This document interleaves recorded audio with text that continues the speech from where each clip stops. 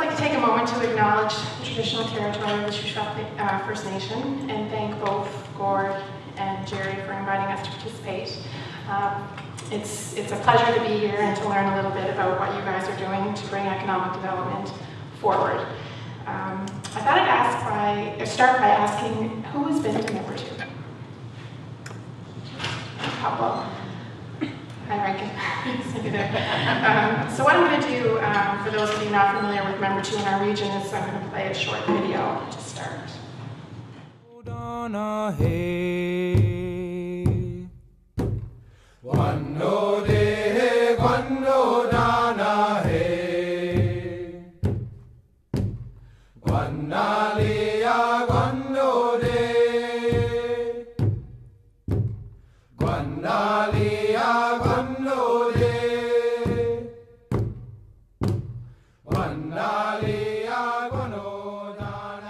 We are Membertou. Before the Canso Causeway, before Confederation in 1867, even before John Cabot, our culture and heritage was established by our ancestors who lived on this land, which eventually became Membertou. Although we have endured hardships, the strength of our community has allowed us to rise above and to learn in order to move forward. Every year our community continues to grow in population, land, housing, education, training, job creation and business development. Guided by the needs of the community, Chief and Council continue to believe that strong leadership will encourage the growth and sustainability of Membertou. I think the philosophy for all of us really, in my time as a councillor, was if Membertou succeeds, the entire community succeeds and vice versa. So it's important, especially now more so than ever, that our local government, the CBRM Council and the Membertou Council do whatever we can to work together to help move the one community forward. Membertou is situated 3 kilometres from the heart of Sydney, Nova Scotia. Membertou is one of 6 Mi'kmaq communities on Cape Breton Island and one of 13 in the province. Membertou is named after Grand Chief Membertou and was established in 1929 with a small population of less than 150 people, which today has grown to over 1,200. Throughout history, Membertou community members have valued the teachings of their elders and the culture and heritage they pass on. The opening of the Membertou Heritage Park in June 2012 marked the sharing of the unique culture that is Membertou, sharing with our community and the world for years to come. Our youth are our most valuable asset. Through education, training, and knowledge from our elders, we are putting our succession plan in motion. They are the foundation to our future. The community graduation banquet that's held every June, it recognizes our learners, our students, and we recognize those who are in grade primary, who have great attendance, to those who are receiving master's degrees, and everyone in between. I think that's done so much to instill pride in the community, but also instill pride in our young people, and that the community as a whole comes together and acknowledges that and honors that. So that's been a source of great pride. Chief, Council, and community members are guiding our youth. With the creation of the Youth Advisory Committee, Council is educating our youth on our government operations to ensure a prosperous and thriving future. Each year, Membertou brings a new level of business to yet a new generation of youth. You know, we feel that education of the youth is absolutely important, very key to our success in Membertou, because you know, we expect them to take over most all the management positions that we have here. It is important to expose them to what we're doing here and ensuring that they're very aware of what Membertou is all about. Through strong economic and business development, we are creating a self-sustaining economy within our community. Most noteworthy of these developments is the Membertou Trade and Convention Centre, which opened in 2005. It is a 47,000 square foot meeting and convention facility. The Membertou Trade and Convention Centre is also home to Giju's restaurant, serving cuisine inspired by tastes from around the world. Membertou has also partnered with D.P. Murphy Group to successfully open the Hampton Inn by Hilton Membertou, which is connected via pedway to the Membertou Trade and Convention Centre. In 2011, Membertou celebrated the opening of the Membertou Business Centre, which rents commercial space to locally owned businesses and national corporations. I think about what a unique community we are. I think of how much we continue to live what our ancestors and what our elders have taught us, that we continue to live in our traditional ways, in our traditional values. So even despite all this development, at the core of all this is still a heart that beats within the community, and that heart is our traditional values. And so when I hear the word, we are Membertou, that's what I think about. We continue to remain focused on learning from our elders, on conservation and sustainability of resources, and our reverence for our land and waters. As the world and the economy have changed, so has Membertou, but we never forget where we came from or why we are here. We are Membertou.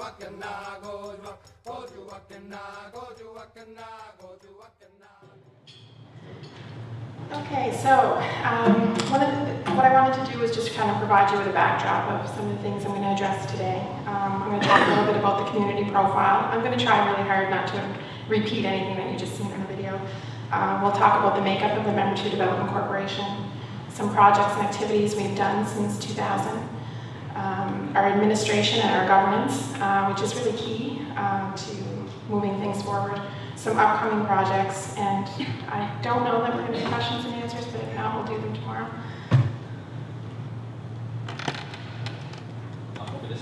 Sorry.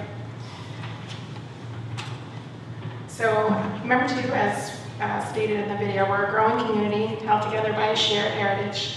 We have seen about 150% population growth since 1980, and we currently have just under 1,400 community members, so we've grown since the video. We're fortunate to be an active participant in the community events of the CBRM, which is the Cape Breton Regional Municipality. But as a community within a community, we're still able to have a sense of autonomy, a place where our own culture and heritage prevails and is able to support our youth.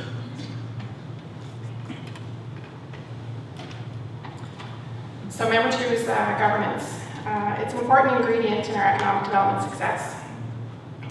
This slide provides an overview of our governance structure and some of the innovations we have taken with respect to that. Our chief and council is elected every 2 years. We've been fortunate. We've had Chief Terry Paul with us for 31 years, and the majority of our council have had over 20 years on council. Some may say, well, maybe it's time for change. But the community keeps putting those same people forward, and I think we're progressing. We have had a couple of seats change, and we're fortunate that we've had some younger people take on those roles. One of the things you've seen in the video was we have a youth chief in council, so they're very active. They meet with the leaders once a month. We also have an elders advisory committee, and they're very active in a lot of the decisions that are made. One of the things to note, I guess, when we're talking about chief and council, we are a 2-year election process, and we're now looking at the First Nations Election Act and looking at a custom election code, actually. So I don't know where we'll be come next election, but hopefully not a 2-year term. Although maybe the chief might think that that's a jinx and he won't want to change it, so I'm not too sure. Also to note on this slide is ISO. So we underwent a standardization process. I'm not sure if everyone here is familiar with ISO. It's the International Organization for Standardization, and it's a worldwide federation of national standards bodies from some 160 countries that work to ensure consistency and equality in companies around the world. We did that back in 2002, and I can tell you that that became a game changer for Membertou. It opened doors, and when I mean it opened doors, our doors were open. People were coming to us because it just gained instant credibility.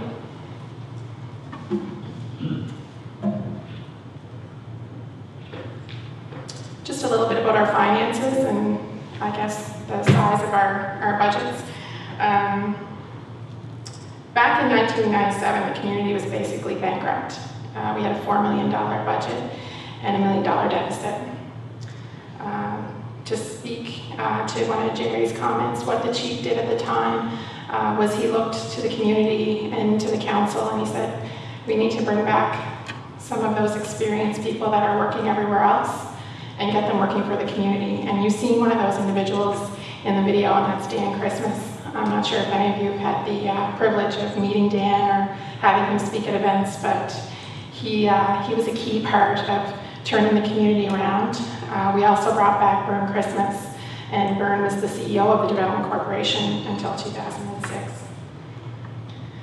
Where we're at today, we're operating with a $114 million budget, and we've steadily generated about $3 million surpluses a year over the last 5 years.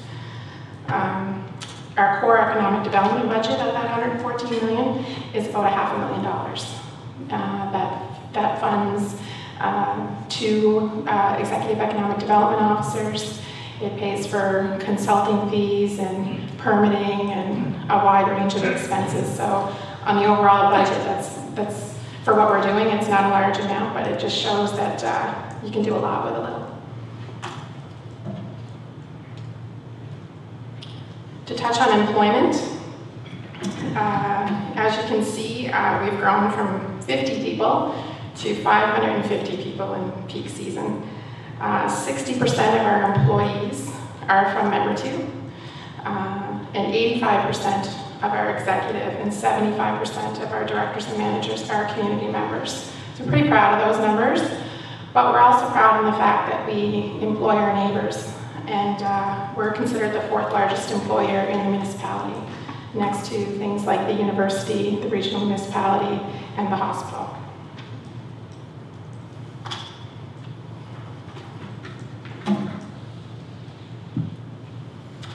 So our corporate division.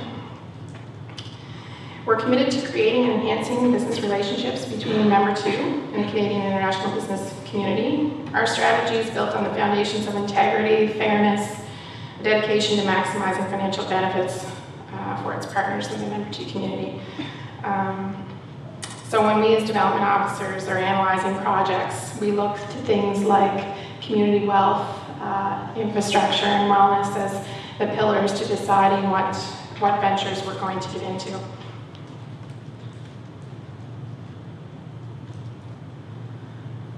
So like I mentioned, we started back in '99. We were incorporated under the Corporations Act. Bern was with us until about 2006. We opened up offices in Purdy's Tower, and for those of you who likely don't know where that is, it's about 4.5 hours away from us. It's in the provincial capital of Halifax. But we needed to have people understand who we are, and we needed to be there. It was an investment that we made. We had the office there for about 10 years. I can tell you that today we don't have an office there. We don't need to have an office in the city. People come to us, they know where we are. I'm sure technology has changed that somewhat as well, but it's important for your provincial parties, your federal parties, all those funders.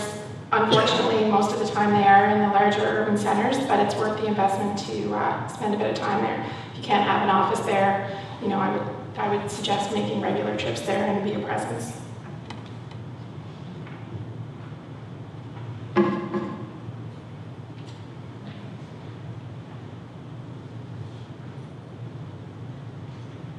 So early development, we spent 5 years reducing and eliminating our deficit. Like I mentioned, we recruited experienced community members. Dan, we also, Trevor Bernard, he's a lawyer who practiced here in British Columbia, and he came back, and he's our executive director. Our chief financial officer is a CA from the community. So with skills like that, people sitting around the table, it makes a huge difference. We spend time developing our brand, welcoming the world. It became a credo that is on all of our documentation, but we thought it was important to spend time developing a brand and an image and put those resources into strong public relations and communications. We explored partnerships and joint ventures. We have partnerships and joint ventures with the following companies: Sodexo, S&C Lavalin, Lockheed Martin. Chief Terry will tell the story that 5 days after we got our ISO certification, we got a phone call from Lockheed Martin. We had been trying to get in that door for years, and for some reason, they were willing to talk to us once we had that certification. So, joint ventures has been a great tool for Membertou. You can't be experts in all things. We bring a certain level of expertise to projects, and we recognize the expertise of others. We also have a lot of MOUs, and I have a little bit of a pet peeve with MOUs. When I came and started with the community, there was a shelf of MOUs collecting dust. So they're good so long as you take them and you do something with them and you create a commercial contractor, or it then spins off into a joint venture.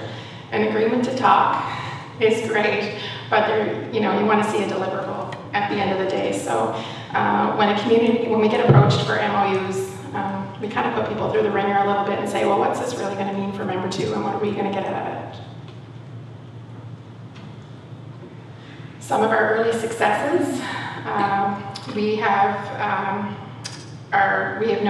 negotiated gaming agreement with the province of Nova Scotia. So between the gaming agreement and the Marshall decision for commercial fishing, those would have been the catalysts to Membertou's economic growth. But they were the catalysts, but we've since heavily diversified into other areas. We've been fortunate that gaming has kept a steady pace, and the fishery is always an unknown, so we still continue to acquire commercial fishing licenses with respect to scallops and shrimp and crab, and that's just a function of the market if you're going to do good or not, but it does employ a lot of community members.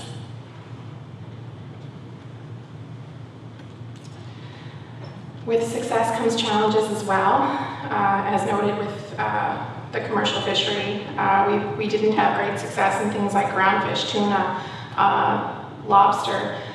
For some reason, especially now, we sell our lobster in the water because our community does not do a good job fishing lobster. So we recognize that, and we still have those licenses. We do make money off them. Unfortunately, we're not employing community members, but those community members are now doing other things. We looked at consulting services because of our ISO certification. We were able to run that business for 6 years. We certified 2 First Nations and 2 Mi'kmaq organizations. The trouble we found was that communities couldn't afford to pay for the service. They wanted it, and they didn't have the capacity, and they didn't have the resources to pay for a service. I think that's changed somewhat since 2009, and there are probably many other communities that have since been certified, but it was a challenge for us at that time.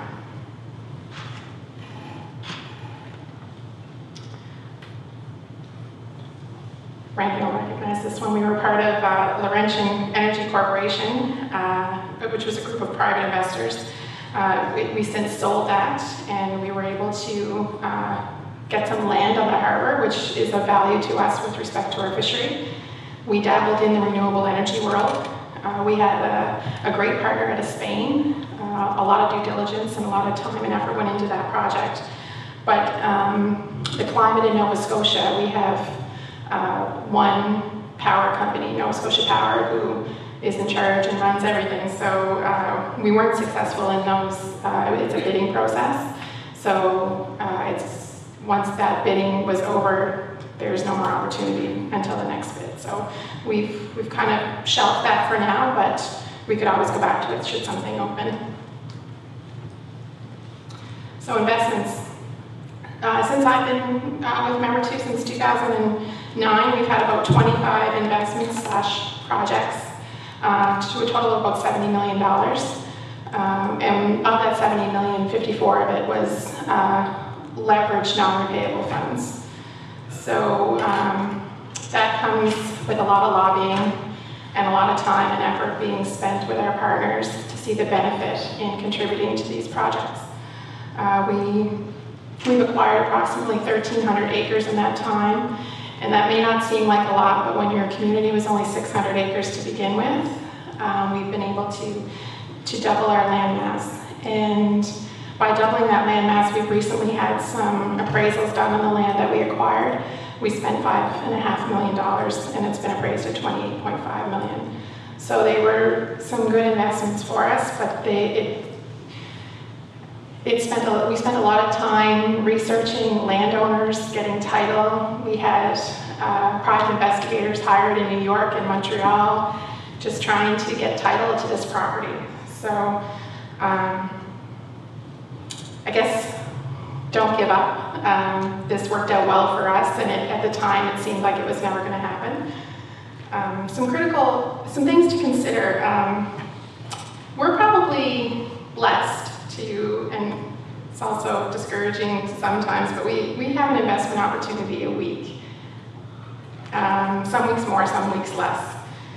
It's very time consuming, and it's tough to weed out what's legit and what's not. We no longer take cold calls, and we no longer set up meetings without written requests and proposals in advance. There's only 2 of us in my department, and the chief is heavily involved in economic development. So in order for me to get him involved, I need to fully brief him and have things like financials and budgets and stuff like that. Know who you're getting into business with. Take the time to do the necessary due diligence. Know what your community wants. We spend a lot of time as economic development officers working with the chief and council. They develop their portfolios, and they develop their priorities and what they want to see in the community. I'd suggest that there are many forms of investment. Stick to what you're good at. For instance, we have a hotel, as you saw in the video, and we don't operate that hotel. We have an investment in that hotel, and we've been happy to see profits from that, but we don't run the hotel. So that's not what we're good at. So. This is just a quick depiction of some of the things that you would have already seen in the video: the Heritage Park, the hotel. We have an insurance company, our fishery, a market. I think most of them would have been addressed in the video. Just with respect to employing community members, the Ultramar that employs 20 people. We have Membertou Geomatics. It's a GIS solutions company. They work with engineering firms, municipalities, other First Nations to do Mi'kmaq traditional education studies and community planning.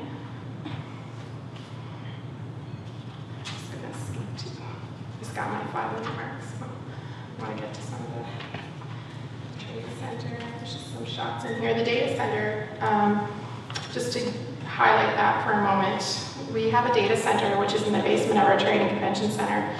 At the time, I believe it was about a $500,000 investment. Currently, if we were to pay for the outsourcing of all of our IT in Membertou, it would be about a $400,000 bill a year. So it's more than paid for itself.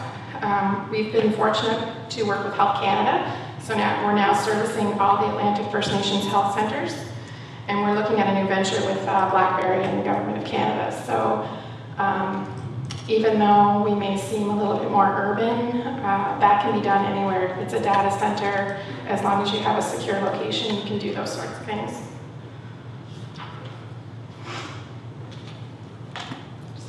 These are just some shots. Oh, going backwards again. Sorry about that.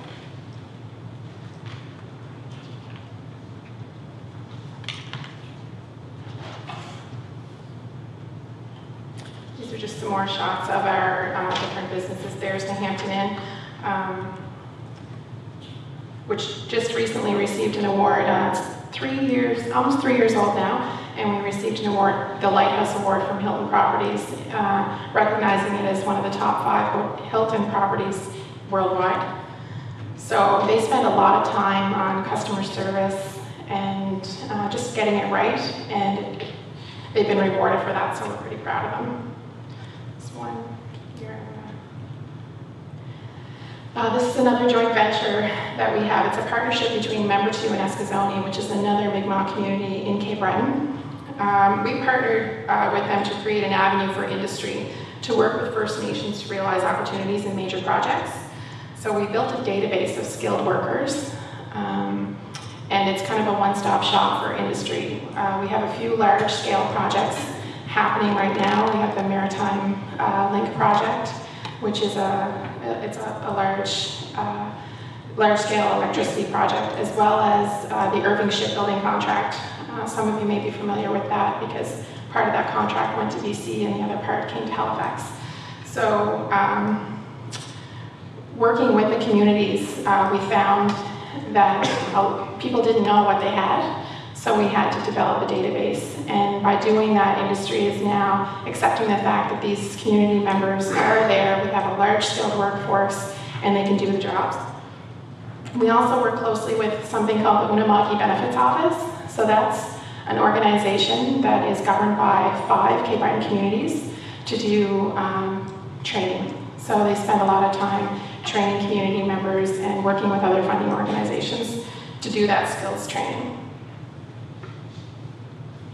A little bit about the administration of the Development Corporation.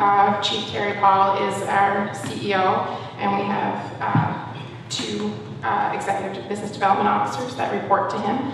We do business development, government relations, project funding, long-term financing, etc.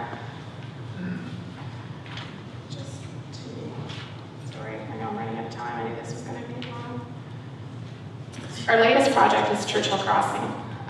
So in partnership with the province and the feds, we built an interchange because at one time our land through the Highway 125 was divided.